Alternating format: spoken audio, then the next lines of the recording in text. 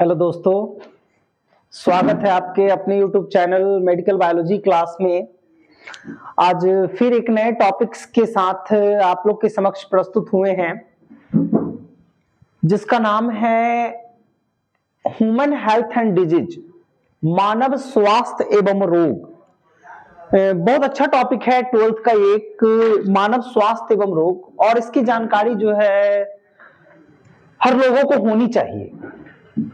तो मानव स्वास्थ्य एवं रोग होता क्या है उसके बारे में हम लोग जानेंगे। सबसे पहले हम लोग बात करते हैं स्वास्थ्य की, कि हेल्थ क्या है। What do you mean by health? Health जो है स्वास्थ्य, ये स्वास्थ्य होता क्या है उसके बारे में जो है हम लोग जानेंगे। स्वास्थ्य क्या है और मानव स्वास्थ्य जो होता है उसको कैसे हम लंबे समय तक जो है अच्छा बनाए रख सकते हैं। तो मानव स्वास्थ्य की हम लोग बात करें तो स्वास्थ्य वैसी स्थिति है, मानव स्वास्थ्य वैसी स्थिति है जिसमें मानव शारीरिक रूप से, मानसिक रूप से और सामाजिक रूप से संपन्न होता है। उसमें किसी भी प्रकार का कष्ट, पीड़ा उत्पन्न नहीं होती है।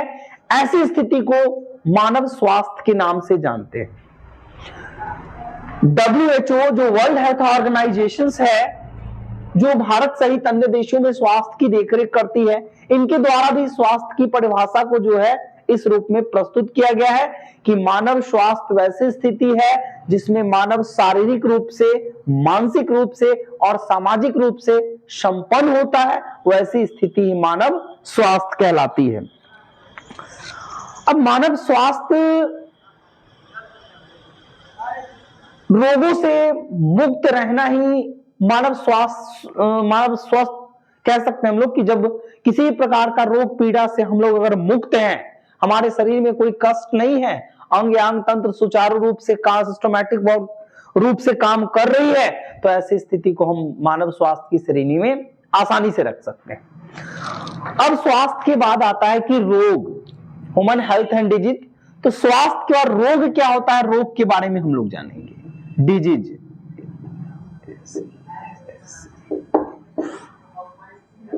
रोग या बीमारी। जब रोग या बीमारी क्या होती है तो हम लोग रोग के बाद बीमारी के बारे में देखेंगे कि कैसे हमें बीमारियां प्रभावित करती हैं और बीमारी होता क्या है। तो हम लोग डिजीज को, रोग को परिभाषित कर सकते हैं कि मानव रोग जो है वैसी स्थिति है जिसमें मानव जो है वो सामान्य कार्य को करने में असमर्थ हो जाता है। जब कोई मानव सामान्य कार्य को करने में असमर्थ हो जाता है, उसके अंग और अंग तंत्र सुचारू रूप से काम नहीं करती है, शरीर में कष्ट एवं पीड़ा उत्पन्न हो जाती है, तो ऐसी स्थिति मानव रोग कहलाती है।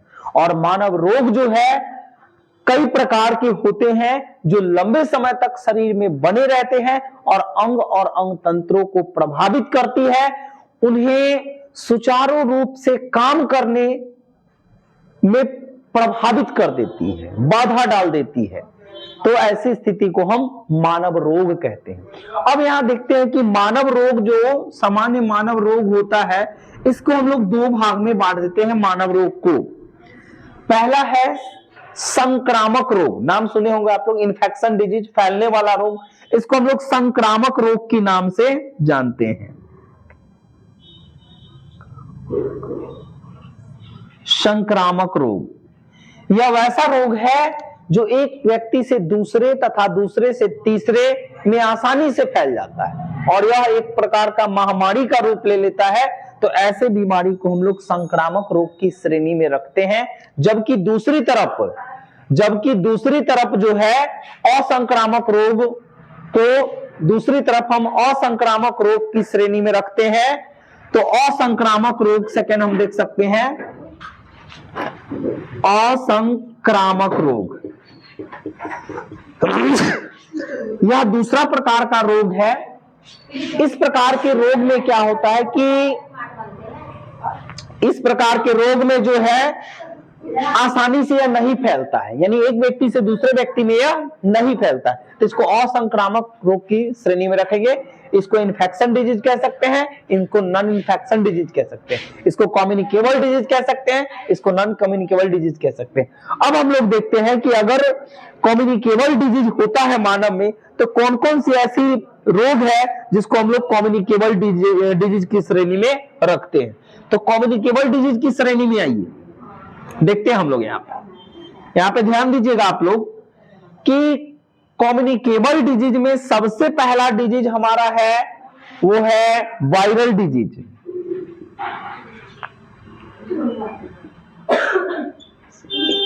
यानी वायरस के संक्रमण से होने वाला रोग जो है वो आपका कम्युनिकेबल डिजीज की श्रेणी में आएगा, संक्रामक रोग की श्रेणी में आएगा।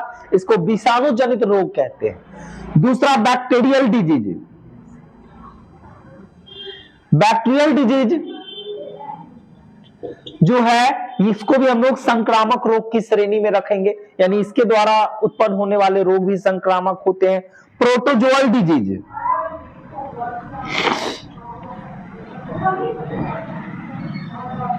प्रोटोजोअल डिजीज भी जो है ये आपका संक्रामक रोग की श्रेणी में आएगी, जो कि प्रोटोजोआ के संक्रमण से होगी। ये तीसरा। अब चौथा हम लोग ऊपर देखते हैं, चौथा डिजीज यानी फंगी डिजीज। फंगी डिजीज भी है,